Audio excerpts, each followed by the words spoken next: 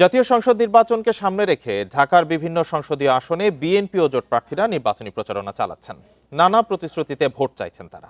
Vote থেকে ঢাকা ৮ আসনে ঐক্যবদ্ধ বাংলাদেশ জোট মনোনীত প্রার্থী নাসির উদ্দিন পাটোয়ারি গণসংযোগ করছেন। বিভিন্ন শিক্ষা প্রতিষ্ঠান, মসজিদ ও বাজারে ভোটারদের সঙ্গে মত বিনিময়ও করছেন। এদিকে জাতীয়তাবাদী আইনজীবী ফোরামের উদ্যোগে ধানের শীষ প্রতীকের পক্ষে আজ সুপ্রিম কোর্ট থেকে নয়াপল্টন পর্যন্ত পদযাত্রার আয়োজন করা হয়েছে। ঢাকা ৬ আসনে বিএনপি মনোনীত প্রার্থী ইশরাক হোসেন গ্যান্ডারিয়া থানাধীন ৪৬ নম্বর ওয়ার্ডে দিন জুড়ে পথসভা ও গণসংযোগ করবেন।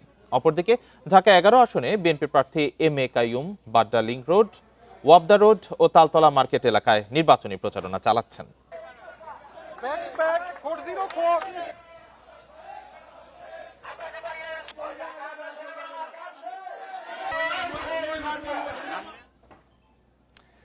নির্বাচনী প্রচারণার আরো খবর জানাতে মতিঝিল থেকে যোগ দিয়েছেন সহকর্মী সাজ্জাদ হোসেন। সাজ্জাদ, মতিঝিল তো একটি বাণিজ্যিক এলাকা, অফিস পাড়া, সেখানে প্রার্থীরা আসলে গণসংযোগ কেমন করতে পারছেন ভোটারদের সাথে?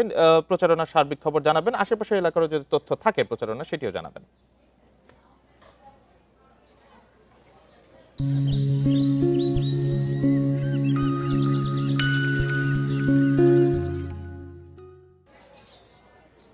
রাকিব, আজকে কিন্তু প্রচারণার ষষ্ঠ দিন। গত ২২ জানুয়ারি থেকে নির্বাচন কমিশনের সিদ্ধান্ত অনুযায়ী বা নির্দেশনা অনুযায়ী প্রচারণা চালাচ্ছেন প্রার্থীরা। আমি এই মুহূর্তে আছি রাজধানীর গোপীবাগে, যেটি মতিঝিল থানার একটি অংশ।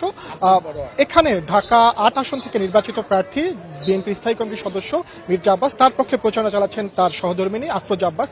আমি এখন যেখানে আছি এটি হচ্ছে গোপীবাগ ঢাকা ৮ নং আসনের ৮ নম্বর ওয়ার্ডের একটি এলাকা। এখানে সকাল থেকে প্রচারণা চালাচ্ছেন বিএনপি সমর্থক বা মির্জা আব্বাসের যারা সহযোগী আছে, রাজনীতির সহযোগী যারা আছেন তারা, এবং তারা বিভিন্ন ভোটারের দোরগোড়ায় যাচ্ছেন এবং ভোটারদের সাথে কথা বলে বিভিন্ন তাদের সমস্যা বা দাবি জানার চেষ্টা করছেন। বিশেষ করে আজকে যেহেতু আফরোজা আব্বাস মির্জা আব্বাসের স্ত্রী, যিনি প্রচারণা চালাচ্ছেন, যেহেতু তিনি একজন নারী, তিনি নারীদের সাথে কথা বলছেন, বাড়িতে বাসায় বাসায় গিয়ে তাদের লিফলেট দিচ্ছেন এবং তাদের যে প্রত্যাশাগুলো আছে আগামী নির্বাচিত প্রার্থীর কাছে সেগুলো শোনার চেষ্টা করছেন।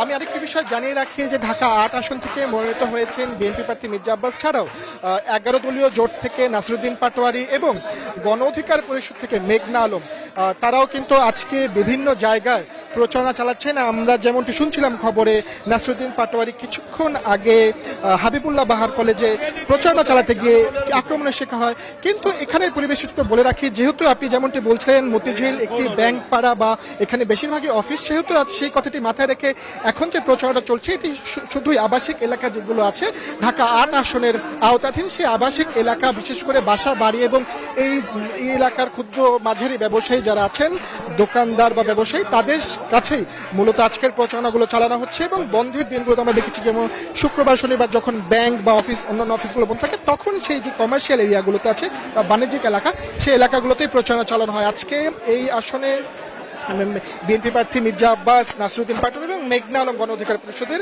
তারা সকাল থেকে প্রচারণা চালাচ্ছেন এবং এই প্রচারণাটা কর্মসূচি আজকে তাদের রাত বা সন্ধ্যা পর্যন্ত প্রার্থীদের কর্মসূচি আছে। এখন ষষ্ঠ দিনে জমজমাট হয়ে উঠেছে ভোটের প্রচার এবং এই প্রচারণাটাই চলবে নির্বাচন বা ভোটের ৪৮ ঘন্টা আগ পর্যন্ত। সেই বিষয়টিকে মাথায় রেখেই জোরে সোরে প্রার্থীরা কিন্তু এখন তাদের প্রচারণা চালাচ্ছে এবং প্রার্থীদের দোরগোড়ায় যাচ্ছে এবং সর্বশেষ তাদের যেই কথাটি বা দাবিগুলো আছে সেগুলো শোনার চেষ্টা করছেন এবং সেগুলো পূরণের তারা আশ্বাস দিচ্ছেন। এই ছিল আমার কাছে মতিঝিল থেকে নির্বাচনী প্রচারণার সর্বশেষ।